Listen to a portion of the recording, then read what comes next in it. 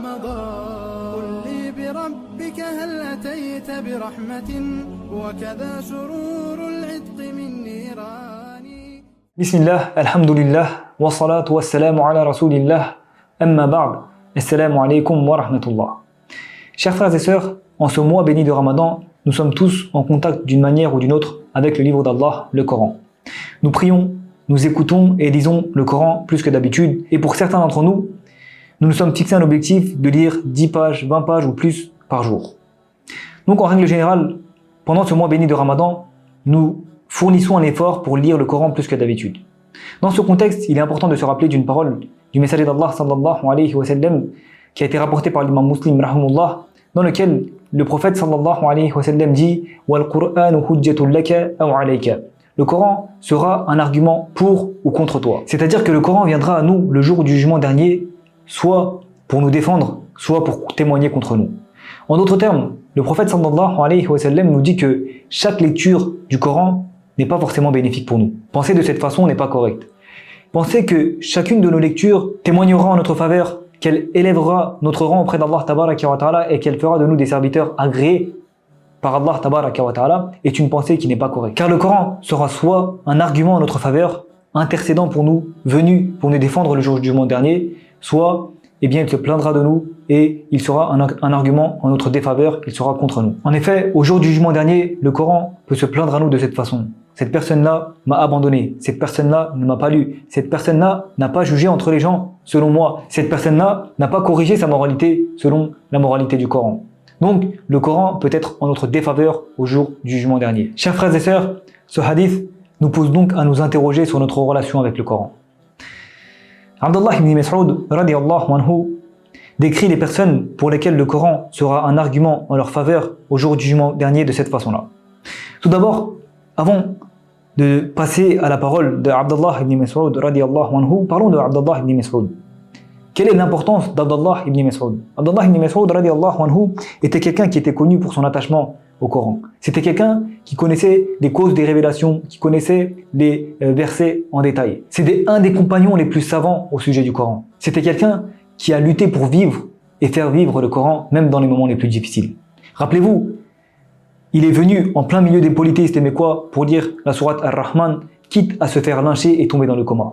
Donc lorsque nous lisons cette parole d'Abdullah ibn Mas'ud radiyallahu anhu, lisons-la en nous rappelant la vie de ce noble compagnon. Celui qui se consacre au Coran doit être discernable par ses actions pendant la nuit alors que les gens dorment, pendant la journée lorsque les gens prennent leur repas, c'est-à-dire qu'ils ne jeûnent pas, dans les moments de tristesse lorsque les autres se réjouissent, lorsqu'ils versent des larmes alors que les autres rient, lorsqu'ils observent le silence alors que les autres commettent des erreurs et lorsqu'ils restent humbles face à l'arrogance des autres. Le porteur du Coran doit être empreint de compassion, de tristesse, de patience et de sérénité. Donc comme vous le voyez, il nous décrit les caractéristiques essentielles de ceux qui lisent le Coran d'une bonne façon, de ceux qui se consacrent à lui. Chers frères et sœurs, en tant que lecteurs du Coran, nous devons nous poser des questions essentielles. Est-ce que je vis le Coran? Est-ce que je corrige mon comportement selon le Coran?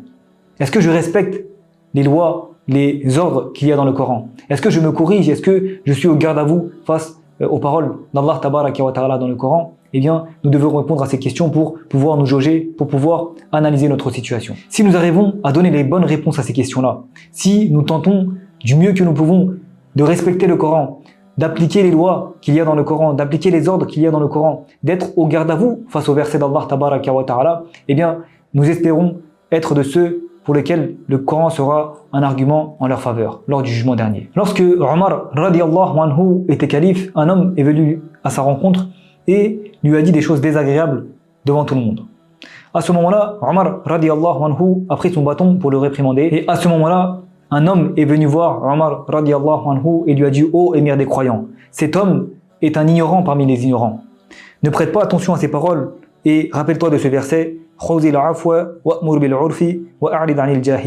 Pardonne malgré tout cela, commande ce qui est convenable et éloigne-toi des ignorants. » Mes frères et sœurs, Omar radiyallahu anhu était au garde à vous face au verset d'Allah tabaraka wa ta'ala. Lorsqu'il a entendu ce verset, il a directement laissé son bâton et il a ignoré cet ignorant. Chers frères et sœurs, lorsque nous sommes en colère et qu'il y a devant nous un verset du Coran, lorsque nous sommes tristes et que nous voyons un verset du Coran, lorsque nous sommes heureux et qu'un verset d'Allah Tabaraka wa Ta'ala se présente à nous ou une autre situation de la vie de tous les jours, eh bien, quelle est notre attitude face à ces versets-là?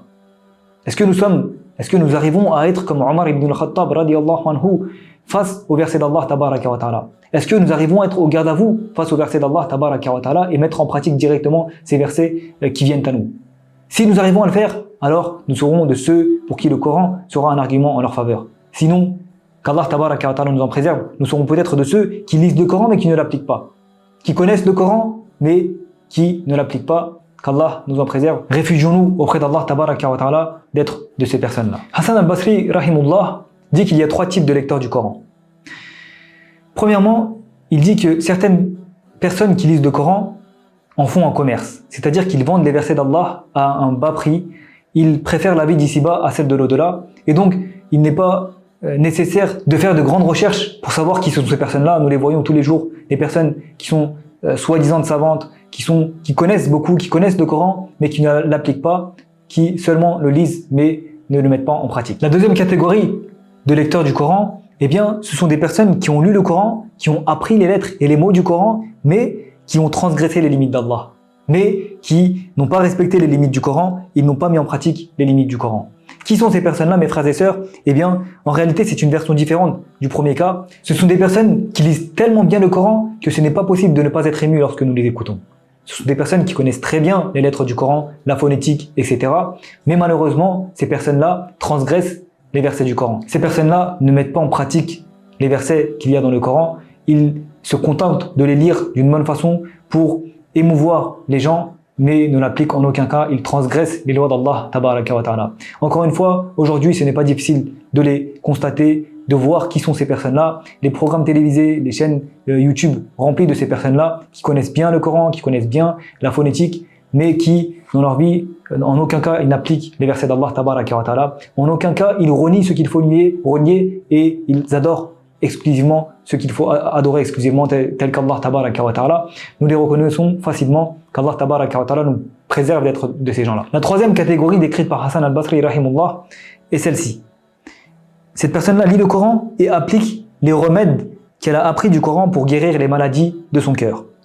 Et puis, il rajoute une autre phrase à celle-ci, Hassan al-Basri rahimullah, il dit « C'est pour ce dernier groupe qu'Allah Tabaraka wa Ta'ala envoie la pluie. » C'est Allah envoie son aide aux croyants grâce à eux. Allah Tabaraka wa Ta'ala soulage les épreuves des croyants grâce à ces personnes-là. Qui sont ces personnes? Ce sont des personnes qui lisent le Coran et qui appliquent les enseignements qu'il y a dans le Coran, dans leur propre vie, qui essayent de corriger leur moralité, leur comportement selon le Coran, qui essayent de régler leurs litiges selon le Coran et qui appliquent un maximum le Coran dans leur propre vie.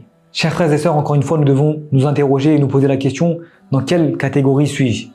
Est-ce que je suis de ceux qui lisent le Coran pour faire plaisir aux gens, qui lisent le Coran pour gagner des biens mondains, ou bien suis-je de ceux qui lisent le Coran et essayent d'appliquer les versets, essayent d'appliquer les ordres d'Allah Tabaraka wa Ta'ala de la meilleure des façons?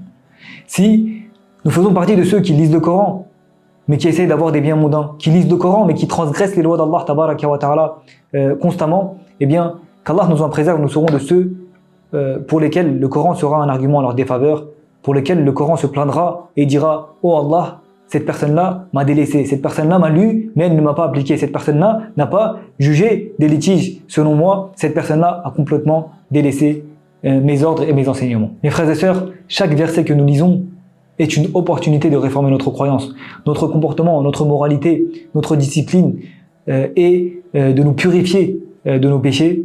Donc saisissons cette opportunité afin d'être de ceux qui lisent, qui écoutent le Coran et essayent de l'appliquer directement, et donc pour lesquels le Coran sera un argument en leur faveur. Des gens du Yémen sont venus voir Abu Bakr radiyallahu anhu, et lors de cette réunion, le Coran a été récité. À ce moment-là, les Yéménites ont commencé à pleurer lorsqu'ils ont entendu le Coran, et Abu Bakr radiyallahu anhu a dit « Nous étions comme eux auparavant, et ensuite nos cœurs se sont endurcis. » Il y a une assise, il y a une réunion, le Coran est récité, et cette lecture-là fait trembler les cœurs. Cette lecture-là fait que certaines personnes se mettent à pleurer et sont émues par la récitation du Coran. Et Abu Bakr radiyallahu anhu fait son introspection. Il ne se compare pas à eux, mais il les envie. il dit que nous étions comme eux auparavant et ensuite nos cœurs se sont endurcis. Donc il fait cette analyse-là et il remet directement en cause sa relation avec le Coran. Mes frères et sœurs, le Coran sera en faveur de qui au jour du jugement dernier? Il sera bénéfique pour qui? Ceux à qui nous avons donné les livres et qui le récitent comme il se doit. Tilawat, réciter, signifie le fait de suivre quelqu'un de façon à ce qu'il n'y a aucune distance entre vous et lui, suivre ou bien obéir. Donc lorsque tu récites le Coran, si tu mets immédiatement ce que tu as appris, ce que tu as entendu en pratique, alors tu récites convenablement, tu récites comme il se doit le Coran. Après avoir lu les bons comportements et les vertus des prophètes, que la paix soit sur eux, et des personnes saintes, qu'Allah leur fasse miséricorde, si tu te corriges directement, si tu tires des enseignements et t'essayes de les appliquer dans ta vie, alors Inch'Allah tu feras partie de ceux pour qui le Coran sera un argument en leur faveur au jour du jugement dernier. Mes frères et sœurs, nous pouvons finir par dire que le fait que nous ayons le Coran entre nos mains ne doit pas nous tromper. En effet, dans un hadith qui a été rapporté par l'imam Ahmed rahimullah, le prophète sallallahu alayhi wa sallam était assis parmi ses compagnons et alors il dit « Ceci est le temps durant lequel la science sera ôtée et arrachée. » Alors à ce moment-là, Ziyad ibn Labid dit « Ô messager d'Allah, comment la science disparaîtra-t-elle alors que nous lisons le Coran, nous l'enseignons à nos enfants et nos enfants l'enseigneront à leurs enfants jusqu'au jour de la résurrection ?» Le prophète sallallahu alayhi wa sallam a été surpris et a dit « Ô Ziyad, que ta mère te perde. Et moi qui pensais que tu étais l'un des plus savants de Médine. » Ces juifs et ces chrétiens qui lisent la Torah et l'Évangile n'accomplissent-ils rien de ce que contiennent leurs livres? C'est-à-dire, la perte de la science n'est pas la perte du livre en soi, mais plutôt la perte de la science est le fait de ne pas œuvrer selon la science qu'il y a dans le Coran. Mes frères et sœurs, le fait d'avoir le Coran entre nos mains ne suffit pas. Nous devons impérativement réguler notre relation avec le Coran afin que ce soit une preuve en notre faveur lors du jour du jugement dernier. Les personnes qui lisent le Coran pour avoir des biens mondains ou bien pour être appréciées des gens ne font qu'accumuler des preuves en leur défaveur devant Allah tabaraka wa ta'ala et elles regretteront ce qu'elles ont fait au jour du jugement dernier. Nous demandons à Allah tabaraka wa ta'ala d'être de ceux qui lisent le Coran et qui l'appliquent dans leur vie, d'être de ceux qui sont au garde à vous devant les versets d'Allah tabaraka wa ta'ala et qui au jour du jugement dernier verront le Coran être en leur faveur et non en leur défaveur. Et nous demandons également à Allah tabaraka wa ta'ala de nous préserver, de nous prémunir, d'être de ceux qui lisent le Coran pour les biens mondains ou bien pour que les gens les apprécient. Subhanakallahumma wa bihamdik. أشهد أن لا إله إلا أنت أستغفرك وأتوب إليك. السلام عليكم ورحمة الله وبركاته.